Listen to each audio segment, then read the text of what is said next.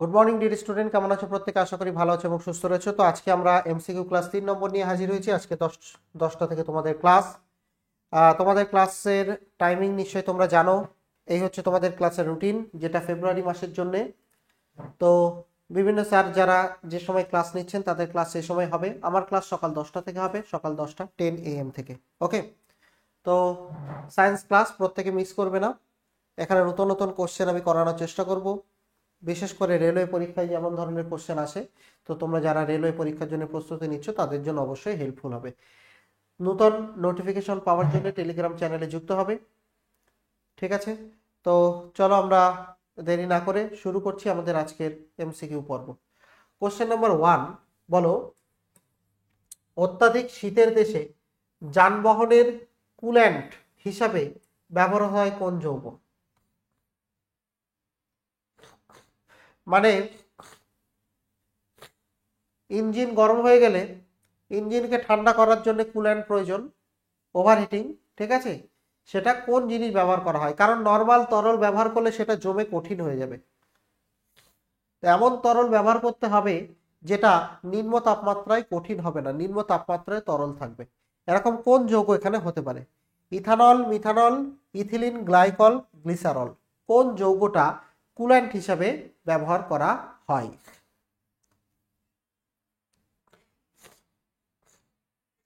কোনটা হবে এখানে সঠিক উত্তর? এখানে সঠিক উত্তর হবে ইথিলিন গ্লাইকল। এটা এমন একটা যৌগ যেটা অত্যন্ত কম তাপমাত্রায় তরল থাকে। ঠিক আছে, এটা ইঞ্জিনকে গরম হওয়া থেকে প্রতিরোধ করে। গাড়ির ইঞ্জিনকে ওভারহিটিং যদি হয়ে যায় সেটাকে ঠান্ডা করতে কাজে লাগে। ঠিক আছে, এটা শীত প্রধান দেশে প্রধানত ব্যবহার করা হয়। ওকে, কারণ আমাদের দেশে তো আমরা তো জল দিয়েও ইঞ্জিন ঠান্ডা করি, অনেক সময় গরম হয়ে গেলে জল ঢেলে দেওয়া হয়। কিন্তু শীত প্রধান দেশে তো জল অ্যাভেলেবেল না, জল তুমি ঢালতে পারবে না, জল তুমি দিতে পারবে না, কারণ জল তো অলরেডি জমে বরফ হয়ে যায় সেখানে। বুঝতে পেরেছো? এই কারণে ওখানে ইঞ্জিনকে ঠান্ডা করার জন্য ইথিলিন গ্লাইকলকে ঢালা হয়। বুঝতে পেরেছো? এই যৌগটা ব্যবহার করা হয়। ওকে, কোশ্চেন নাম্বার 2, বলো 25 নিউটন বল দ্বারা একটি বস্তুর 5 মিটার সরানো হলো, তাহলে কাজের পরিমাণ কত? একটা বস্তুকে 25 নিউটন বল প্রয়োগ করে 5 মিটার সরানো হলে ওই বস্তুর উপর প্রযুক্ত কৃতকার্য কত হবে?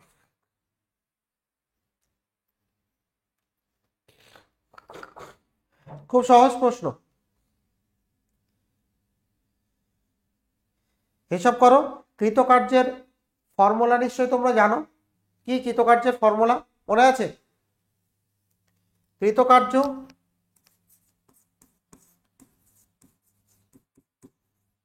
কৃতকার্য মানে হচ্ছে বল ইন্টু সরণ, তাই না? তো এখানে বল কত? না, বল হচ্ছে 25 নিউটন, আর সরণ কত? সরণ হচ্ছে 5 মিটার। তাহলে কত হচ্ছে? 5 25 75 নিউটন ইন্টু মিটার। তাহলে টোটাল কৃতকার্য কত? 75 নিউটন ইন্টু মিটার। আর নিউটন ইন্টু মিটারকে আমরা কি বলি? এই নিউটন ইন্টু মিটার যে একক, এই একককে আমরা বলি জুল। তাহলে 75 জুল। অপশান বি হবে আমাদের এখানে সঠিক উত্তর। নিশ্চয়ই প্রত্যেকে বুঝতে পেরেছো? ওকে, চলে আসছে আমরা কোশ্চেন নাম্বার 3। ছত্রাকের কোষ প্রাচীরে সাধারণত কোন উপাদান থাকে? ছত্রাক যারা রয়েছে, ছত্রাকের কোষ প্রাচীরে কোন উপাদান থাকে? Cellulose, chitin, peptidoglycan, protein. কোন উপাদান ছত্রাকের দেহে কোষ প্রাচীরে থাকে? সহজ প্রশ্ন, এটা প্রত্যেকের অ্যান্সার করা উচিত, কারণ এটা সহজ প্রশ্ন। এটা প্রত্যেকে জানা উচিত, প্রত্যেকের জানা উচিত। বলো দেখি কোনটা হবে। যারা পারছো ঠিক আছে, যারা পারছো না তারা জেনে নাও। সেলুলোজ হচ্ছে উদ্ভিদের কোষ কোষ প্রাচীরে সেলুলোজ দ্বারা গঠিত। এটা উদ্ভিদের কোষ প্রাচীরে থাকে। সেলুলোজ কোথায় থাকে? উদ্ভিদের কোষ প্রাচীরে থাকে। কাইটিন কোথায় থাকে? কাইটিন হচ্ছে ছত্রাকের কোষ প্রাচীর।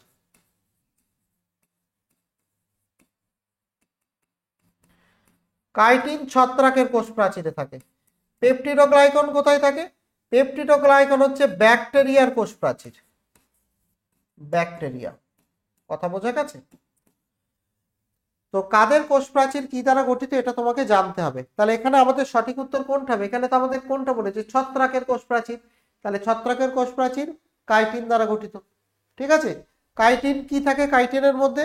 কাইটিন হচ্ছে এক প্রকার নাইট্রোজেন সমৃদ্ধ এক ধরনের তোমার উপাদান, যার মধ্যে প্রচুর পরিমাণে নাইট্রোজেন থাকে। এটা ছত্রাকের দৃঢ়তা প্রদান করে, ছত্রাকের কোষকে রক্ষা করে। ঠিক আছে। কোশ্চেন নাম্বার 4, বস্তুর গতি পরিবর্তন করতে, একটা বস্তুর গতি পরিবর্তন করতে কোনটি প্রয়োজন? ধরো একটা বস্তু এদিকে যাচ্ছে, এদিকে তার গতি, এখন তুমি গতিকে পরিবর্তন করে অন্য দিকে করতে চাও, এর গতিকে ঘুরিয়ে দিতে চাও, তাহলে কোনটা প্রয়োজন বলো? কিসের মাধ্যমে তুমি একটা বস্তুর গতিপথকে পরিবর্তন করতে পারো বলো?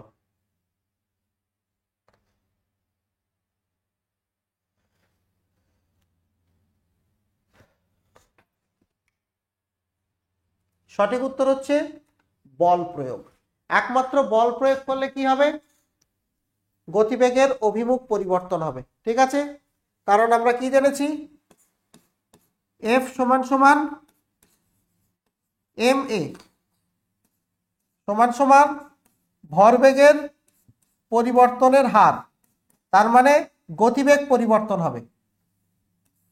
তাহলে তুমি যদি বল প্রয়োগ করো, ধরো একটা বস্তু এদিকে যাচ্ছে, এটা একটা বস্তু, এই বস্তু এদিকে যাচ্ছে, ঠিক আছে, এর উপর তুমি, এটা হচ্ছে তার গতিবেগ ভি, ভেলোসিটি বা গতিবেগ, তুমি এদিকে বল প্রয়োগ করলে, তাহলে কি হবে? বস্তুর গতিটা ঘুরে যাবে, একদিক থেকে আরেক দিকে হয়ে যাবে। বোঝা গেছে? নিউটনের সূত্র দিয়ে আমরা এটাকে কিন্তু ব্যাখ্যা করতে পারি। ক্লিয়ার প্রত্যেকের কাছে? প্রত্যেকের কাছে ক্লিয়ার? 5 নম্বর কোশ্চেন, এক ব্যক্তি একটি উত্তল দর্পণের সামনে 10 মিটার দূরে দাঁড়িয়ে আছে। দর্পণের বক্রতা বা শব্দ, আচ্ছা এটা উত্তল না, এটা আমরা অবতল। একজন ব্যক্তি একটি অবতল দর্পণের সামনে 10 মিটার দূরত্বে দাঁড়িয়ে আছে। দর্পণের বক্রতা ব্যাসার্ধ 10 মিটার। তাহলে প্রতিবিম্বের অবস্থান কোথায় হবে? মানে ওই ব্যক্তির যে প্রতিবিম্ব বা ওই ব্যক্তির যে ছবি, সেই ছবিটা আমরা কোথায় দেখতে পাবো?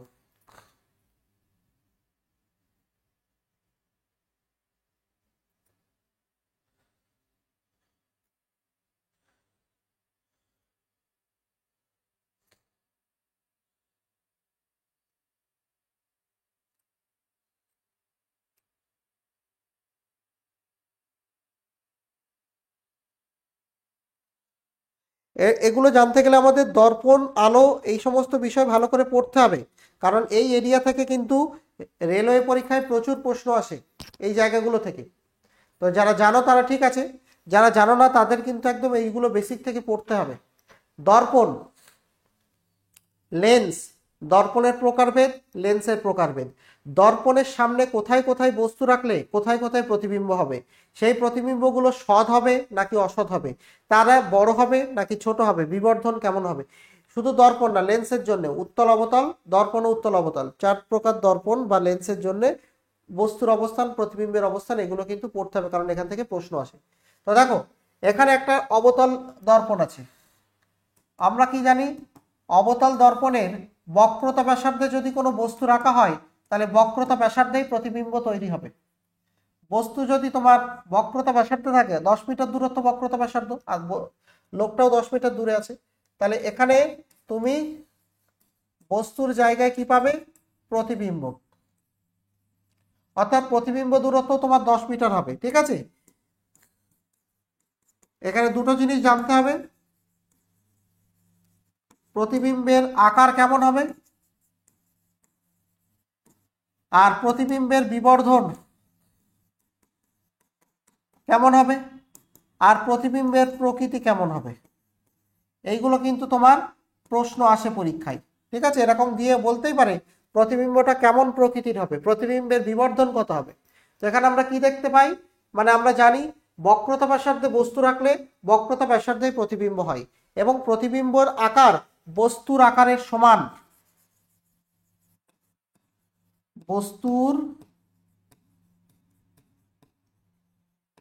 আকারের সমান।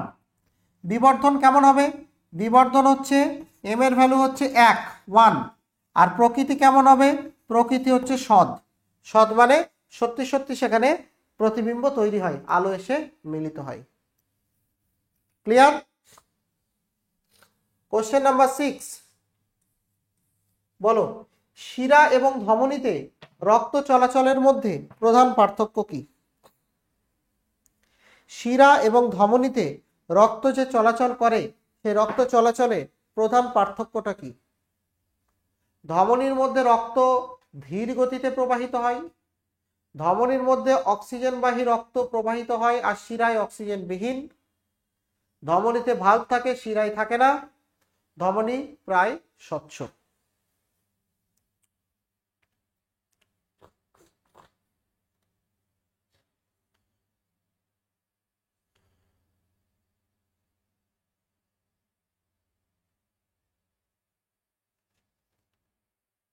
কোনটা হবে ভেবে বলো।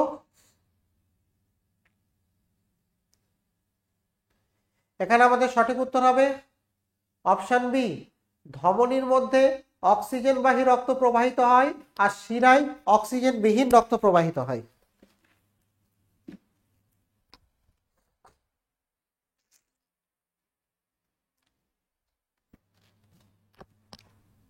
কথা কি বোঝা গেছে?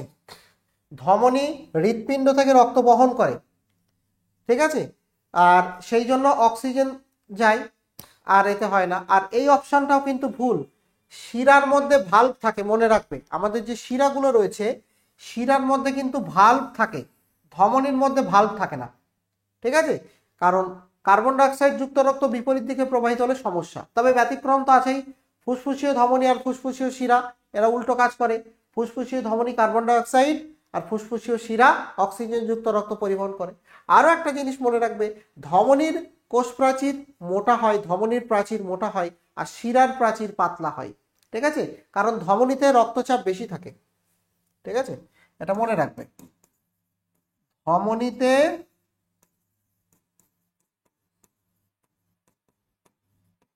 রক্তচাপ বেশি থাকে আর শিরায় রক্তচাপ কম থাকে। তাই ধমনী হয় মোটা আর শিরা হয় পাতলা, যেহেতু শিরায় রক্তচাপ কম থাকে তাই শিরা পাতলা। বোঝা গেছে? কোশ্চেন নাম্বার 7, বলো মেরুদণ্ডী প্রাণীর মূল বৈশিষ্ট্য কোনটি? যারা মেরুদণ্ডী প্রাণী তাদের মূল বৈশিষ্ট্য কোনটি?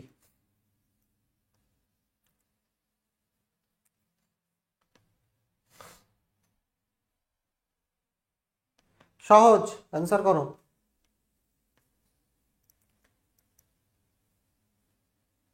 সঠিক উত্তর হচ্ছে সুষুমাকাণ্ড বা মেরুদণ্ড। এটাই তো মেরুদণ্ডী প্রাণীদের মূল বৈশিষ্ট্য, কশেরুকা দ্বারা গঠিত, তাই না? স্তন্যপায়ী, অনেক স্তন্যপায়ী রয়েছে যারা মেরুদণ্ডী।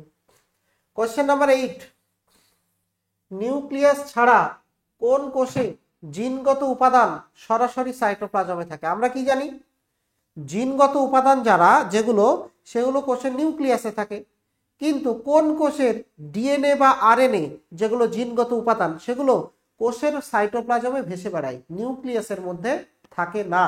বলো।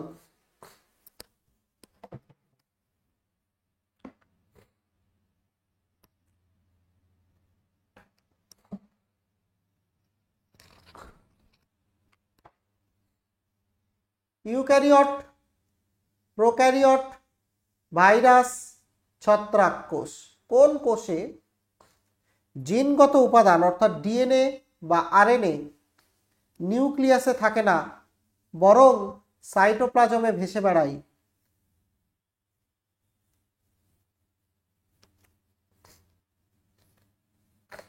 কোনটা হবে? সঠিক উত্তর হচ্ছে যেগুলো প্রোক্যারিওটিক কোষ। আমরা কি জানি? প্রোক্যারিওটিক কোষে পর্দা দ্বারা ঘেরা কোনো কোষাঙ্গাণু থাকে না। পর্দা দ্বারা ঘেরা, পর্দা দ্বারা ঘেরা কোনো কোষ অঙ্গাণু থাকে না। পর্দা দ্বারা ঘেরা কোনো কোষাঙ্গাণু থাকে না। তাই নিউক্লিয়াসও থাকে না, নিউক্লিয়াসেরও পর্দা থাকে না। তার মানে নিউক্লিয়াসও বিচ্ছিন্নভাবে কোষের সাইটোপ্লাজমে ভেসে বেড়ায়। আর ডিএনএ বা আরএনএ যেগুলো রয়েছে তারাও বিচ্ছিন্নভাবে ভেসে বেড়ায়। প্রোক্যারিওটিক কোষের উদাহরণ কি? বিভিন্ন ব্যাকটেরিয়া যেগুলো রয়েছে তারা প্রোক্যারিওটিক কোষের উদাহরণ। এদের কোষে নিউক্লিয়াস নেই, তাই ডিএনএ বা আরএনএ নিউক্লিয়ার অঞ্চলে থাকে, মানে সাইটোপ্লাজম অঞ্চলে ভেসে বেড়ায়। ঠিক আছে, মনে থাকবে প্রোক্যারিওটিক কোষ মানে হচ্ছে আদি কোষ। কোশ্চেন নাম্বার 9, কোন তরঙ্গের তরঙ্গ দৈর্ঘ্য সব থেকে বেশি?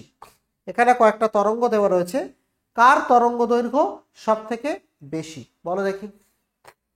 এগুলোও কিন্তু তোমাদের জানতে হবে, কারণ এগুলো প্রশ্ন আসে পরীক্ষায়। কোন তরঙ্গের তরঙ্গ দৈর্ঘ্য সব থেকে বেশি?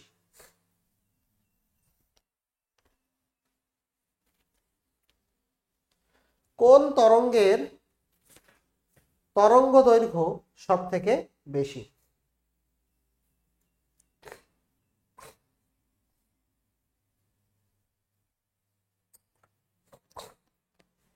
সঠিক, এটা আমাদের একটা ক্রম আছে, সেই ক্রমটা একটু জানলেই হয়ে যাবে। প্রথমে তোমার হবে গামা, তারপরে হবে এক্স রশ্মি, তারপরে হবে ইউভি অতি বেগুনি রশ্মি, তারপরে হবে দৃশ্যমান, তারপরে হবে ইনফ্রারেড অবলোহিত, তারপরে হবে মাইক্রো, তারপরে হবে রেডিও। তো সব থেকে তরঙ্গ দৈর্ঘ্য বেশি হচ্ছে রেডিও, তারপরে মাইক্রো, তারপরে ইনফ্রারেড, তারপরে দৃশ্যমান, তারপরে ইউভি, তারপরে, তাহলে রেডিওর তরঙ্গ দৈর্ঘ্য সব থেকে বড়।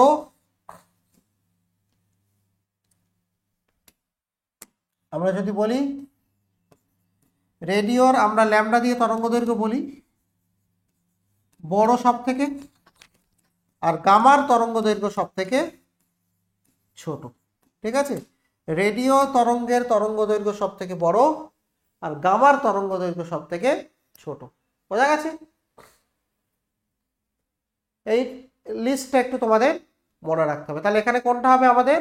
অপশন ডি, রেডিও তরঙ্গ সব থেকে বড়। ঠিক আছে, এরকম অনেক বিষয় রয়েছে যেগুলো তোমাদের একটু খুঁটিয়ে খুঁটিয়ে পড়তে হবে, কারণ এখান থেকে ধরে ধরে প্রশ্ন কিন্তু পরীক্ষায় দেয়, বিশেষ করে রেলওয়ের গ্রুপ ডি পরীক্ষার জন্য যারা প্রিপারেশন নিচ্ছ এবং এনটিপিসি পরীক্ষার জন্য যারা প্রিপারেশন নিচ্ছ।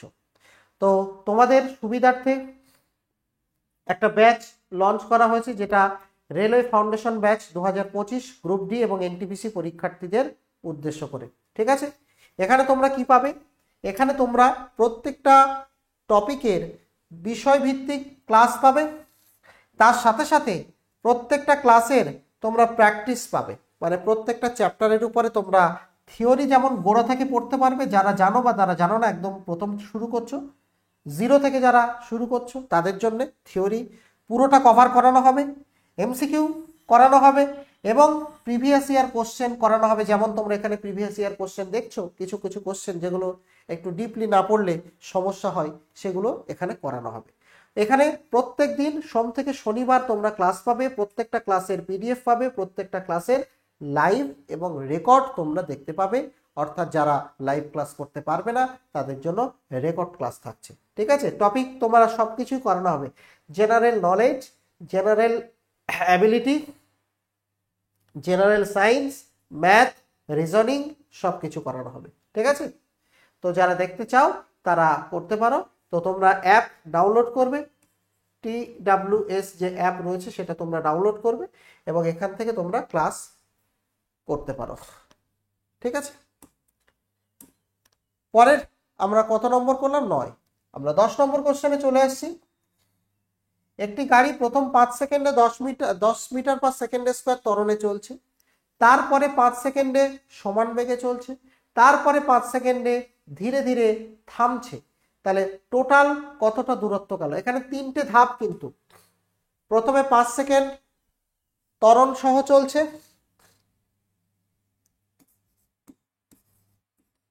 5 সেকেন্ড ত্বরণ সহ চলছে এবং ত্বরণের মান হচ্ছে 10 মিটার পার সেকেন্ড স্কোয়ার।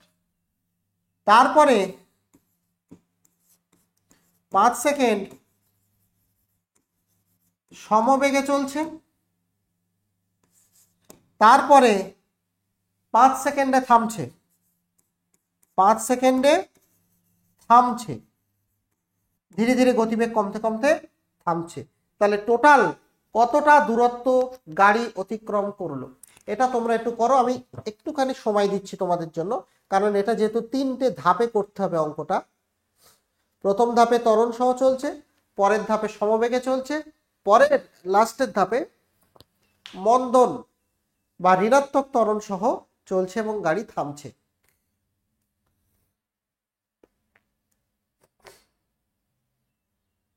তো সেক্ষেত্রে কিভাবে কি করতে হবে বলো?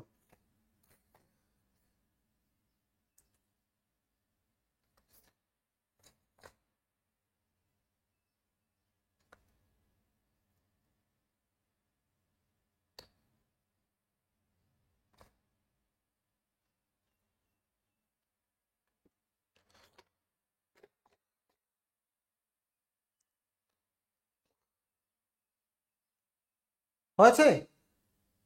দেখো আমি করছি। প্রথম 5 সেকেন্ড যদি ত্বরণ সহ চলে তাহলে সরণ কত হবে? S1 সমান সমান প্রাথমিক বেগ তো 0,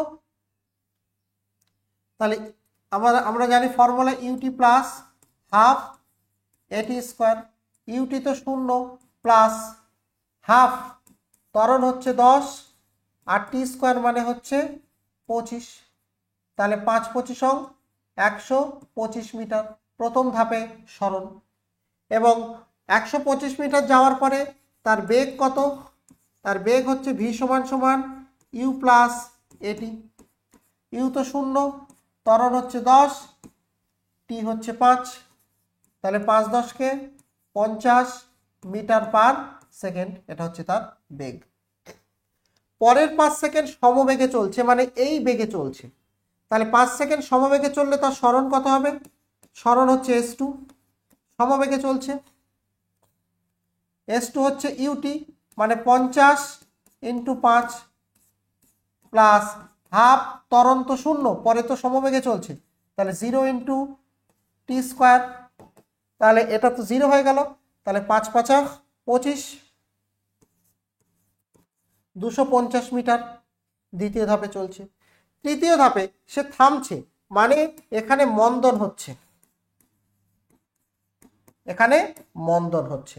মন্দনটা কত? মন্দনটা হচ্ছে বেগ 50 ছিল, সেখান থেকে 0 হলো কত সময়? না 5 সেকেন্ডে। তাহলে মন্দন হচ্ছে 10 মিটার পার সেকেন্ড স্কোয়ার মন্দন। তাহলে অতিক্রান্ত দূরত্ব কত? S2 S3 সমান সমান ইউটি, মানে 50 × 5 মাইনাস হাফ এটি স্কোয়ার 10 × 25। তাহলে কত হচ্ছে? 5 5 25, 250 মাইনাস এটা কত হচ্ছে? 5 দিয়ে কাটলে 5 25 125, তার মানে আবারও 125 মিটার। তাহলে টোটাল সরণ কত হচ্ছে? S1 plus S2 plus S3। Total সরণ হচ্ছে 125। টোটাল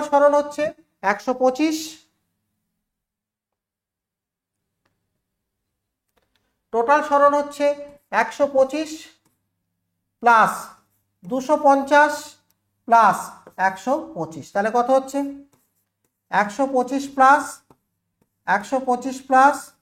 250, তাহলে 5 5 10 শূন্য হাতে থাকে 1, 5 6 7 8 9 একে 10 শূন্য হাতে থাকে 1, 2 এর একে 3 একে 4 একে 5, তাহলে টোটাল সরণ কত হচ্ছে?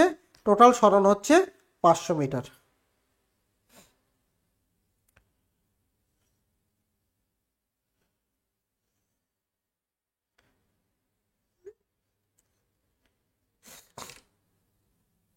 বোঝা গেছে?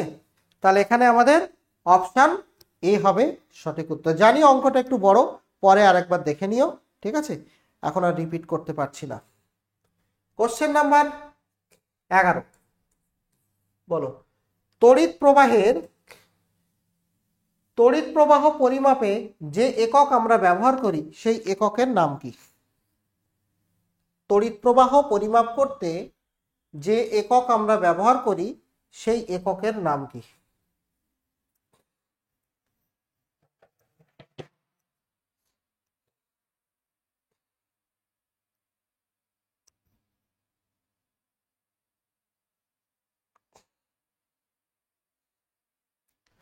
তড়িৎ প্রবাহ পরিমাপে আমরা যে একক ব্যবহার করি সেই এককের নাম কি?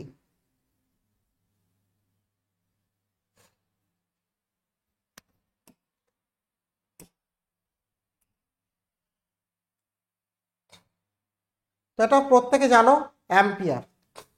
আর যারা জানো না তাদের জন্য বলে দিই, ভোল্ট হচ্ছে বিভবের একক, ওহম হচ্ছে রোধের একক, ওয়াট হচ্ছে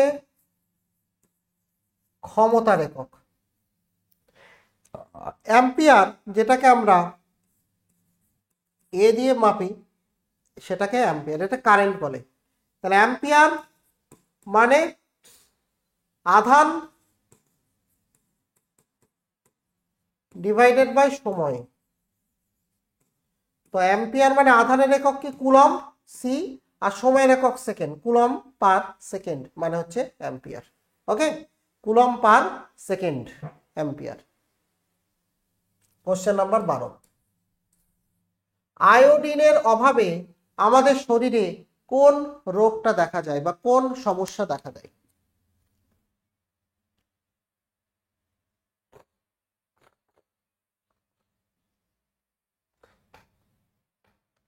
আয়োডিনের অভাবে আমাদের শরীরে কি হয় বা কি সমস্যা হয়?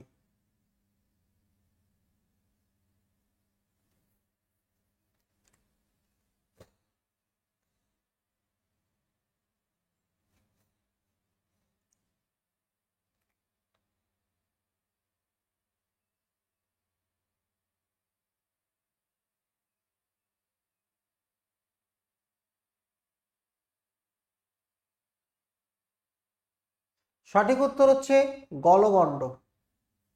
আয়োডিনের অভাবে আমাদের শরীরে গলগণ্ড দেখা যায়, ঠিক আছে? আয়োডিন অ্যাকচুয়ালি কি হয়, আমাদের যে থাইরয়েড গ্রন্থি থেকে যে থাইরয়েড হরমোন খরিত হয় সেই হরমোনটা তৈরি হতে পারে না, বুঝতে পেরেছেন? আর হরমোনটা তৈরি না হলে থাইরয়েড গ্রন্থিটা ফুলে যায়, একে বলা হচ্ছে গলগণ্ড, মানে আমাদের গলাটা বা আমাদের ঘাড়ের কাছে ফুলে যায়, বুঝতে পেরেছো? এর জন্য আয়োডিনযুক্ত লবণ খেলে এটা দূরীভূত হয়। কোশ্চেন নাম্বার 13 বলো, ফ্যারাডের আবিষ্কার, ফ্যারাডে এখানে কোনটা আবিষ্কার করেছিলেন? বিজ্ঞানী মাইকেল ফ্যারাডে এখানে কোনটি আবিষ্কার করেছিলেন? ইলেকট্রনের আধান, তড়িৎ চুম্বক আবেশ, তাপের বিকিরণ নাকি তড়িৎ বিভব? কোন জিনিসটা মাইকেল ফ্যারাডে আবিষ্কার করেছিলেন?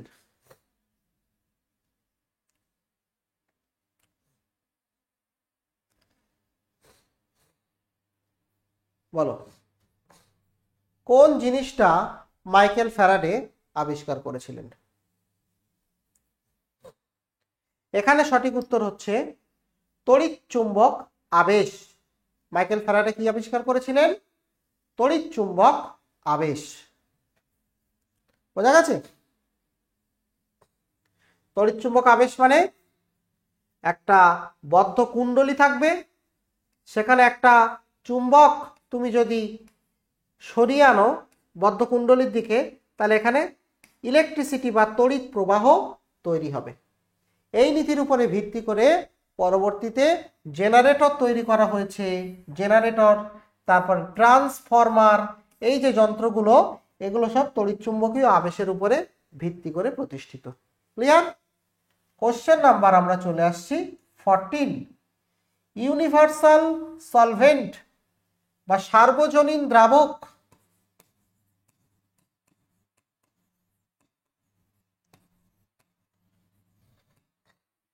ইউনিভার্সাল সলভেন্ট বা সার্বজনীন দ্রাবক নামে পরিচিত কে? অ্যামোনিয়া, জারিত অ্যালকোহল, জৈব অ্যাসিড যেমন ভিনিগার, আর জল।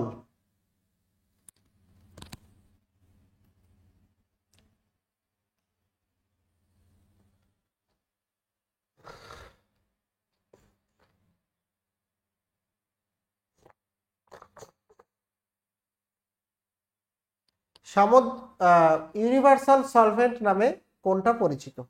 তো আমরা সবাই জানি সার্বজনীন দ্রাবক হচ্ছে জল, কারণ প্রায় সমস্ত যৌগ জলে দ্রবীভূত হতে পারে, এই জন্য সার্বজনীন দ্রাবক হিসেবে আমরা জলকে বলে থাকি। কোশ্চেন নাম্বার 15 বলো, সামুদ্রিক জলের উচ্চ লবণাক্ততার কারণ কি? সমুদ্রের জল প্রচুর পরিমাণে লবণ থাকে, এর কারণটা কি? সাগরের নিচে গলিত শিলার প্রাচুর্য, নদী দিয়ে বিভিন্ন খনিজ পদার্থের প্রবাহ, সাগরের পৃষ্ঠে কম বাষ্পীভবন, সাগরে ঘন কাদার অস্থিতিশীলতা।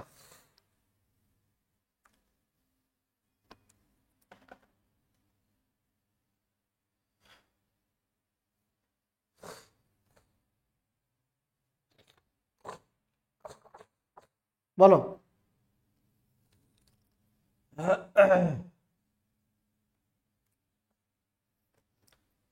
কোনটা হবে? সঠিক উত্তর হচ্ছে নদী দিয়ে ক্রমাগত যে খনিজ পদার্থগুলো প্রবাহিত হচ্ছে সেগুলো সব সাগরে মিশছে, সাগরের জলে মিশছে, এবং সাগরের জল বাষ্পীভূত হচ্ছে, জলটা উড়ে যাচ্ছে কিন্তু লবণগুলো জলে থেকে যাচ্ছে। তো এই সমস্ত কারণ দীর্ঘকাল ধরে চলার কারণে সাগরের জল লবণাক্ত। ঠিক আছে? তাহলে পৃথিবীর বিভিন্ন নদী দিয়ে লবণ এবং খনিজ পদার্থ সমুদ্রে জমা হচ্ছে, এবং প্রতিনিয়ত বাষ্পীভবনের ফলে জল অপসারণ হচ্ছে কিন্তু লবণ থেকে যাচ্ছে। এই কারণে দীর্ঘকাল ধরে চলতে চলতে সমুদ্রের জল হয়ে গেছে কি? লবণাক্ত। কোশ্চেন নাম্বার 16, হাইড্রোজেন বোমার মূল ভিত্তি কি? হাইড্রোজেন বোমার মূল ভিত্তি কোনটি? নিউক্লিয়ার বিভাজন, নিউক্লিয়ার সংযোজন, রাসায়নিক দহন, তড়িৎ।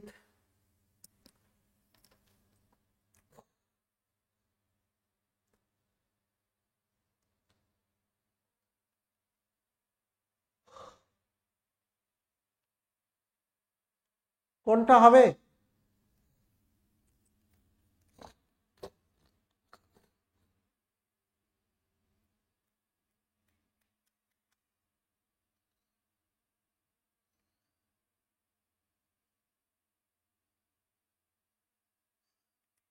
এখানে আমাদের সঠিক উত্তর হচ্ছে নিউক্লিয়ার সংযোজন। ঠিক আছে? সংযোজন হবে, বানানটা এখানে ভুল লেখা আছে, সংযোজন। নিউক্লিয়ার বিভাজন হলে সেটা হবে ইউরেনিয়াম বোমা।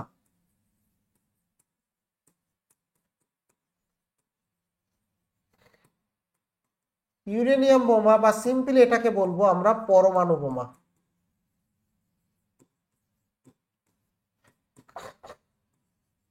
ইউরেনিয়াম বোমা বা পরমাণু বোমাতে নিউক্লিয় সংযোজন হয়। ঠিক আছে?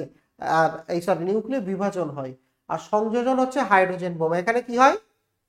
হাইড্রোজেন পরমাণুগুলো যুক্ত হয়ে ভারী পরমাণু যেমন তোমার হিলিয়াম এই সমস্ত গঠন করে। ঠিক আছে? আর সূর্যের মধ্যে প্রচন্ড যে শক্তির উৎস, সেই শক্তির উৎস কিন্তু নিউক্লিয় সংযোজন বিক্রিয়া। মনে থাকবে। কোশ্চেন নাম্বার 17, শ্বাস প্রশ্বাসের সময় সাধারণত কত শতাংশ অক্সিজেন গ্রহণ করা হয়? শ্বাস প্রশ্বাসের সময় সাধারণত কত শতাংশ অক্সিজেন আমরা গ্রহণ করি?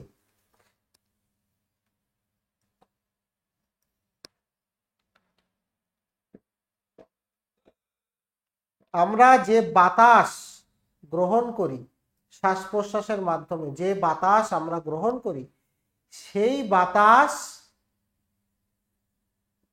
তার মধ্যে কতটা অক্সিজেন থাকে?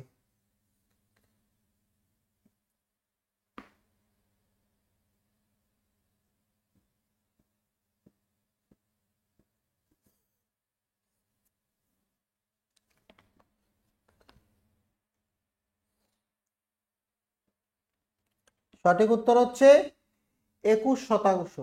কেন? কারণ আমাদের বায়ুমণ্ডলে 21% অক্সিজেন আছে। তো আমরা যদি বায়ুমণ্ডলের থেকে শ্বাস নিই, তাহলে যতটা গ্যাস ঢুকবে তার মধ্যে ম্যাক্সিমাম থাকবে নাইট্রোজেন, আর 21% থাকবে অক্সিজেন। তাহলে অক্সিজেন যেটা ঢুকছে সেটা ব্যবহার হচ্ছে, বাকি যে অন্যান্য গ্যাস ঢুকছে সেগুলো পরে নিঃশ্বাসের মাধ্যমে বেরিয়ে যাচ্ছে। বোঝা গেছে? তাহলে এটা মনে রাখবে, যেহেতু আমাদের বায়ুমণ্ডলে 21% অক্সিজেন রয়েছে, তাই শ্বাস প্রশ্বাসের মাধ্যমে 21% অক্সিজেন আমরা গ্রহণ করি। কোশ্চেন নাম্বার 18, ক্ষার ধাতু। ক্ষার ধাতু বলতে আমরা কোন গ্রুপের মৌলগুলোকে বোঝাই?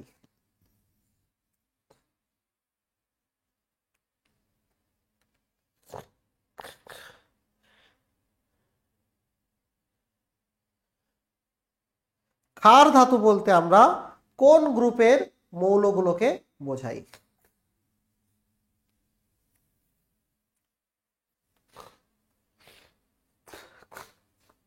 বলো।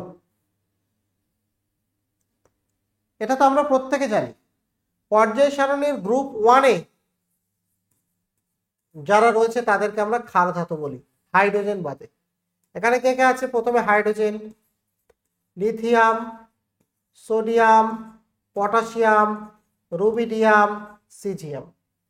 হাইড্রোজেনকে বাদ দিয়ে বাকি যেগুলো রয়েছে এদেরকে আমরা বলি ক্ষার ধাতু। কেন এদেরকে আমরা ক্ষার ধাতু বলি? কারণ এরা জলের সঙ্গে বিক্রিয়া করে ক্ষার তৈরি করে। বুঝতে পেরেছো?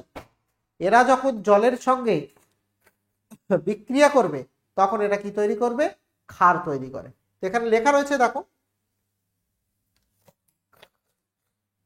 ক্ষার ধাতুর মধ্যে রয়েছে লিথিয়াম, সোডিয়াম, পটাশিয়াম ইত্যাদি। এরা খুবই সক্রিয় হয় এবং জল ও অক্সিজেনের সাথে বিক্রিয়ায় তাপ ও আলো তৈরি করে। বিশেষ করে সোডিয়াম অত্যন্ত সক্রিয় একটা ধাতু। সোডিয়ামকে এই জন্য কেরোসিনের তলায় সংরক্ষণ করা হয়। ঠিক আছে? সাধারণ যদি তুমি বাতাসেও রেখে দাও, তাহলে বাতাসের যে জলীয় বাষ্প, সেই জলীয় বাষ্পের সঙ্গে বিক্রিয়া করে আগুন ধরে যায় সোডিয়ামে। এই জন্য সোডিয়ামকে কেরোসিনের তলায় সংরক্ষণ করা হয়। বলো। কোশ্চেন নাম্বার 19, সূর্যের সাদা আলো কাচের প্রিজমের মধ্য দিয়ে গেলে কোন রঙের আলোর বিচ্যুতি সব থেকে বেশি হয়? কোন রঙের আলোর বিচ্যুতি সব থেকে বেশি বেঁকে যাবে? কে সব থেকে বেশি বেঁকে যাবে?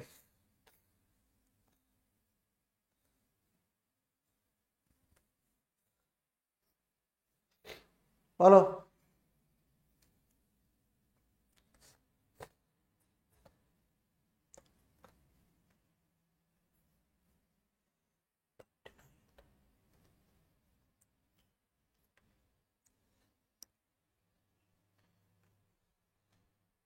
সঠিক উত্তর হচ্ছে বেগুনি আলো। প্রিজমে কি হয়? ধরো এটা একটা প্রিজম,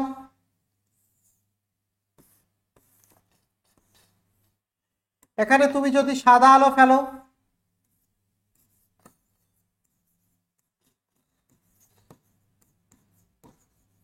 তাহলে সাদা আলো প্রিজমের মধ্য দিয়ে গিয়ে বিভিন্ন ডিরেকশনে ভেঙে যাবে।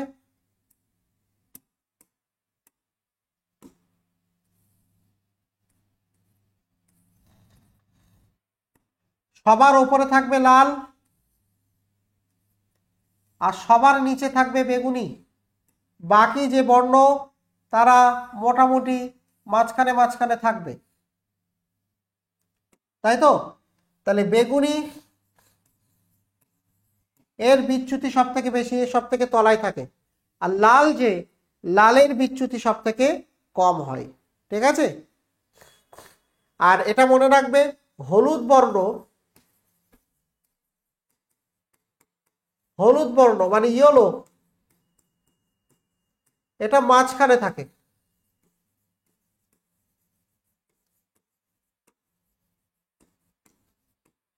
এটাকে মাঝখানে থাকে, এটাকে বলা হয় মধ্যবর্ণ। কি বলা হয় এটাকে? মধ্যবর্ণ। কোশ্চেন নাম্বার 20, বিবর্তনের মূল কারণ কোনটি? বিবর্তনের মূল কারণ কোনটি? বলো।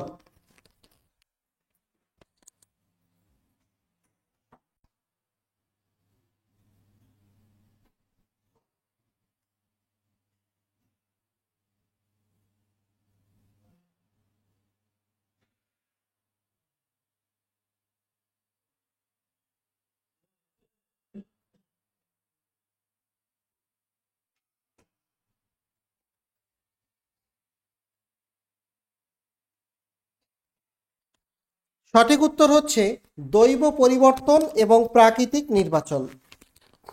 ঠিক আছে? প্রাকৃতিক নির্বাচন বাদ।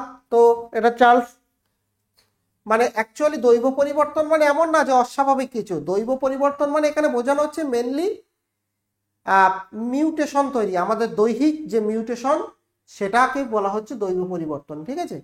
আর প্রাকৃতিক নির্বাচনবাদ এগুলো তো ডারউইনের কথা। আর মিউটেশন, এটা মূলত মিউটেশন। ঠিক আছে? মিউটেশনের জনক কে? হুগো দা ভ্রিস। মিউটেশনের জনক কে? হুগো দা ভ্রিস, মিউটেশন তত্ত্বের জনক। কোশ্চেন 21, বলো। ফ্লুরোসেন্ট ল্যাম্প যেগুলো, সেগুলো আলো তৈরি করে, তাই না? কিভাবে আলো তৈরি করে ফ্লুরোসেন্ট ল্যাম্প? যেমন তোমরা দেখেছো সাদা রঙের যেগুলো টিউব লাইট, কি বলে, সিএফএল বাল্ব। ঠিক আছে? Compact fluorescence lamp, CFL. তারপরে ওইগুলো কিভাবে আলো তৈরি করে বলো দেখি।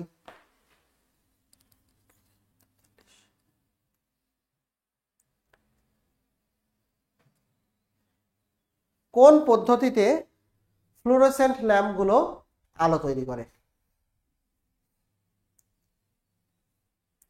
সঠিক উত্তর হচ্ছে উত্তেজিত পারদ বাষ্পের বিকিরণ এবং ফসফরের দৃশ্যমান আলো। মানে কি হয়, ওর মধ্যে ম্যাক্সিমাম পারদের বাষ্প থাকে।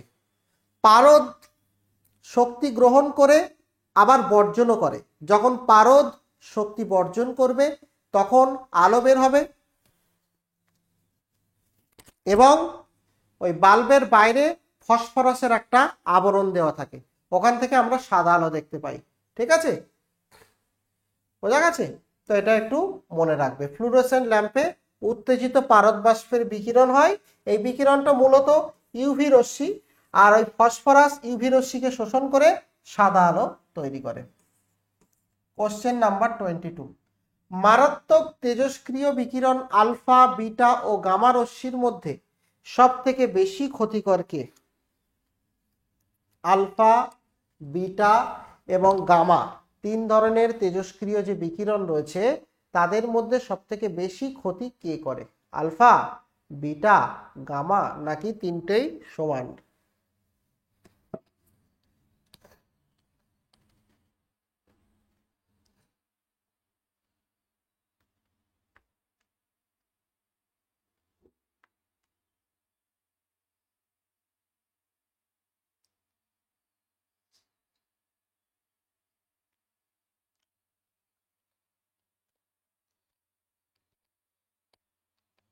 কে সব থেকে বেশি ক্ষতি করে? অবভিয়াসলি এখানে সঠিক উত্তর হচ্ছে গামা রশ্মি। কারণ কি? গামা রশ্মি হচ্ছে অত্যন্ত ক্ষুদ্র তরঙ্গ দৈর্ঘ্যের অত্যন্ত ক্ষুদ্র তরঙ্গ দৈর্ঘ্যের তড়িৎ চুম্বকীয়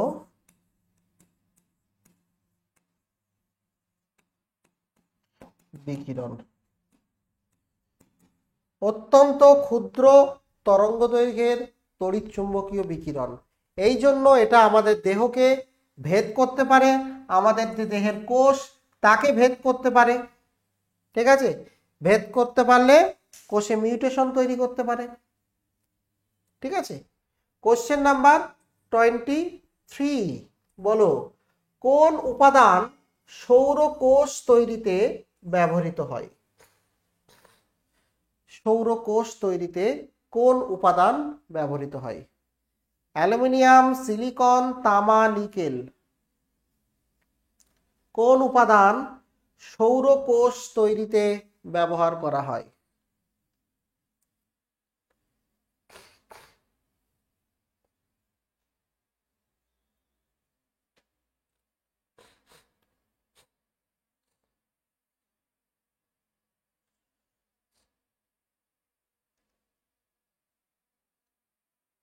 তো আমরা কি জানি প্রত্যেকে? সৌর কোষ তৈরিতে আমরা অর্ধ পরিবাহী ব্যবহার করি। অর্ধ পরিবাহী আমরা ব্যবহার করি। তো অর্ধ পরিবাহী মানে হচ্ছে দুটো, একটা হচ্ছে সিলিকন আর একটা হচ্ছে জার্মেনিয়াম। এখন সিলিকন আর জার্মেনিয়ামের মধ্যে সিলিকনটাই আমরা বেশি ব্যবহার করে থাকি। বোঝা গেছে? সিলিকনটা আমরা ম্যাক্সিমাম ব্যবহার করে থাকি দুটোর মধ্যে। ক্লিয়ার? আচ্ছা, পরের কোশ্চেন 24, বলো 40 মিটার পার সেকেন্ড বেগে চলমান একটি গাড়ি 4 সেকেন্ডে সম্পূর্ণভাবে থামতে পারে, এর গড় ত্বরণ কত? একটা গাড়ি চলছে 40 মিটার পার সেকেন্ড বেগে এবং সেটা 4 সেকেন্ডে সম্পূর্ণভাবে থামছে, তাহলে এর টোটাল এর ত্বরণটা কত?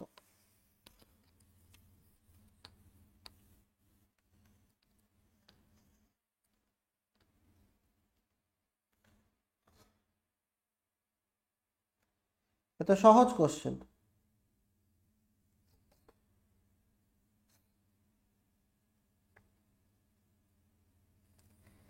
এখানে শুধু বলো তো ত্বরণ হচ্ছে নাকি মন্দন হচ্ছে? গাড়িটা থামছে মানে গাড়ির গতিবেগ কি হচ্ছে? গাড়ির গতিবেগ কমছে। গাড়ির গতিবেগ কমছে মানে এখানে কি হচ্ছে? এখানে হচ্ছে মন্দন, তাই না? মন্দন মানে হচ্ছে নেগেটিভ ত্বরণ। তো ত্বরণ মানে কি? তাহলে ত্বরণ হচ্ছে অন্তিম বেগ মাইনাস প্রাথমিক বেগ বাই সময়। অন্তিম বেগ 0, থামছে। প্রাথমিক বেগ ছিল 40 মিটার পার সেকেন্ড, সময় হচ্ছে 4 সেকেন্ড, তাহলে -10 মিটার পার সেকেন্ড স্কোয়ার। যেহেতু ত্বরণের ভ্যালু নেগেটিভ, তার মানে এটা কি? এটা হচ্ছে মন্দন বলি আমরা। ঠিক আছে, তো এখানে অপশন এ হবে সঠিক উত্তর। কোশ্চেন নাম্বার 25, বলো কোন প্রাণীর রক্তে হিমোগ্লোবিন থাকে না? কোন প্রাণীর রক্তে হিমোগ্লোবিন থাকে না? সঠিক উত্তর কোনটা হবে?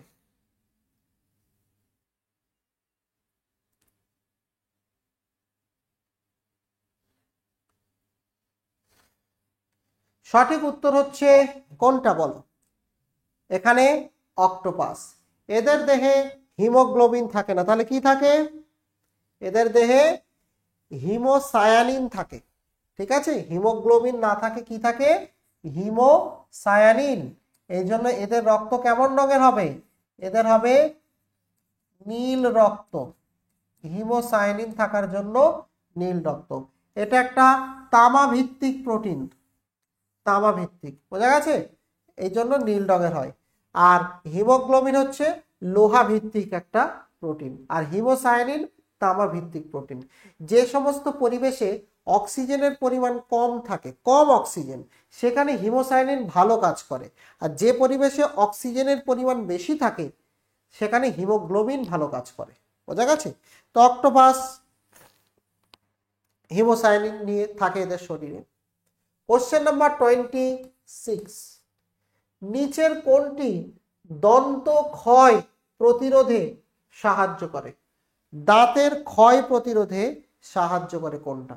Sodium, fluoride, calcium, magnesium. দাঁতের ক্ষয় প্রতিরোধে সাহায্য করে কোনটি? এখানে আমাদের সঠিক উত্তর হচ্ছে ফ্লুরাইড। ফ্লুরাইড দন্ত ক্ষয়কে প্রতিরোধ করে, দাঁতের ক্ষয়কে কি করে? ফ্লুরাইড প্রতিরোধ করে, বোঝা গেছে। তাহলে সঠিক উত্তর ফ্লুরাইড। কোশ্চেন নাম্বার 27 বলো, নিচের কোনটি বৈদ্যুতিক বাল্বের ফিলামেন্ট তৈরিতে ব্যবহার করা হয়? বৈদ্যুতিক বাল্বের ফিলামেন্ট, এটা তোমরা ছোটবেলা থেকে পড়ে এসছো।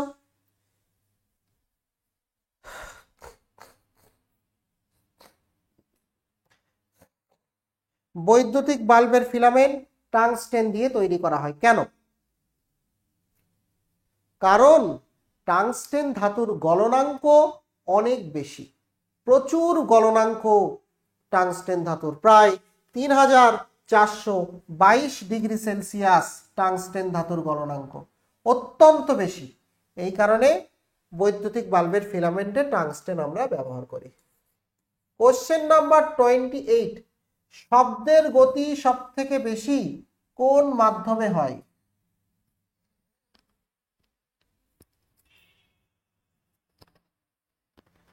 শব্দের গতি কোন মাধ্যমে সব থেকে বেশি হয়?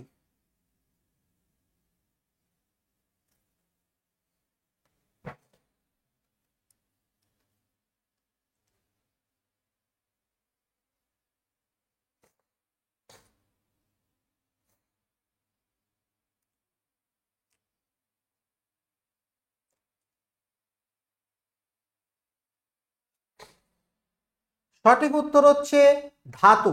এটা আমরা জানি, কঠিন মাধ্যমে শব্দের বেগ সব থেকে বেশি হয়, বিশেষ করে ধাতু, কারণ ধাতুর স্থিতিস্থাপকতা অনেক বেশি।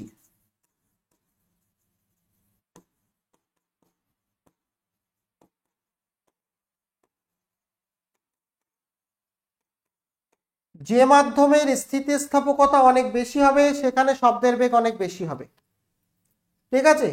শূন্য স্থানের স্থিতিস্থাপকতা নেই, শূন্য স্থানে শব্দ প্রবাহিত হতে পারে না। শূন্য স্থানে শব্দের বেগ কত? শব্দের বেগ নেই, শব্দ চলাচল করতে পারে না, বোঝা গেছে। তো লোহা, ইস্পাত, এদের মধ্যে অনেক বেশি শব্দ যেতে পারে, প্রায় 5000 মিটার পার সেকেন্ড। সেখানে তুমি যদি বলে বায়ুতে কত, বায়ুতে মোটামুটি 330 মিটার পার সেকেন্ড অ্যাপ্রক্সিমেট, বোঝা গেছে, 330 metre per second. Question number 29 বলো, কোন বিজ্ঞানের শাখাটি ছত্রাক অধ্যয়নের সঙ্গে জড়িত? ছত্রাক নিয়ে পড়াশোনা করা হয় বিজ্ঞানের কোন শাখায়?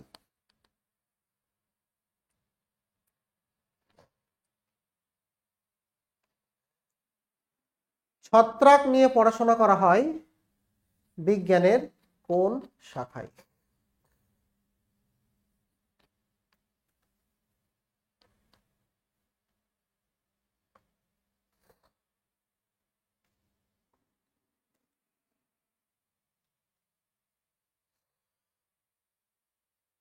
সঠিক উত্তর হচ্ছে মাইকোলজি। মাইকোলজি যে শাখাটা, এটা হচ্ছে ছত্রাক সম্পর্কে অধ্যয়ন। আমরা ছত্রাক নিয়ে পড়াশোনা করি মাইকোলজি শাখায়, মনে থাকবে। এটা হচ্ছে ছত্রাক অধ্যয়নের শাখা, ঠিক আছে। এখানে ছত্রাকের গঠন, ছত্রাকের বৃদ্ধি, শ্রেণীবিন্যাস ইত্যাদি নিয়ে আমরা আলোচনা করি। আচ্ছা, ওখানে যেটা রয়েছে ব্যাকটেরিওলজি, এটা তোমরা জানো। ব্যাকটেরিওলজি হচ্ছে ব্যাকটেরিয়া সংক্রান্ত পড়াশোনা, ভাইরোলজি হচ্ছে ভাইরাস সংক্রান্ত পড়াশোনা, এন্টেমোলজি মানে পোকামাকড়ের সংক্রান্ত বিজ্ঞান, মানে কীটপতঙ্গ ইত্যাদি নিয়ে পড়াশোনা। বোঝা গেছে?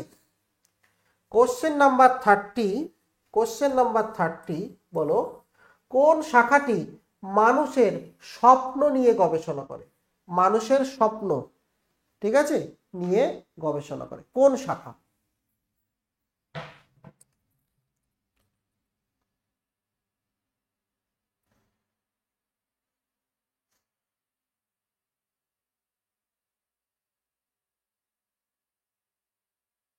কোন শাখাটি মানুষের স্বপ্ন নিয়ে গবেষণা করা হয়, কোন শাখায়?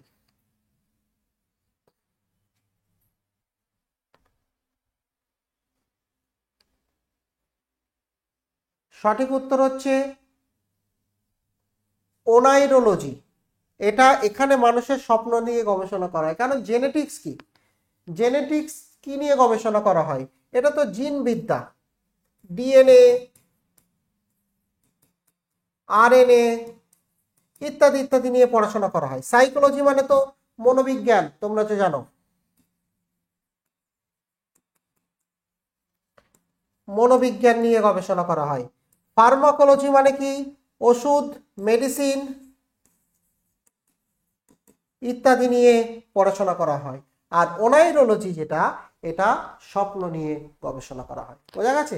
এখানে মানুষ কিভাবে স্বপ্ন দেখে, এর কারণ কি, এর ব্যাখ্যা ইত্যাদি নিয়ে এখানে আলোচনা করা হয়। ক্লিয়ার? বোঝা গেছে? কোশ্চেন নাম্বার 31, অঙ্কোলজি কোন রোগের সঙ্গে জড়িত? অঙ্কোলজি শাখাটি কোন রোগের সাথে জড়িত? বলো। অঙ্কোলজি শাখাটি কোন রোগের সঙ্গে জড়িত? এটাও সহজ কোশ্চেন, তাই না? সঠিক উত্তর হচ্ছে ক্যান্সারের সঙ্গে জড়িত। হ্যাঁ, অঙ্কোলজি কি? অঙ্কোলজি হচ্ছে ক্যান্সারের রোগ নির্ণয় এবং চিকিৎসার বিজ্ঞান।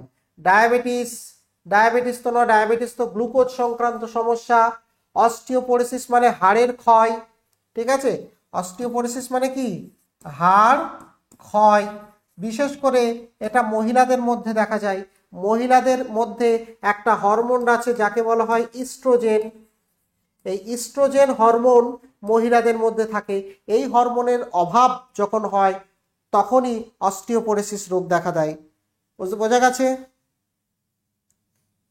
নেক্সট কোশ্চেন হচ্ছে 32, বলো, থ্যালাসেমিয়া কোন ধরনের রোগ? থ্যালাসেমিয়া কোন ধরনের রোগ?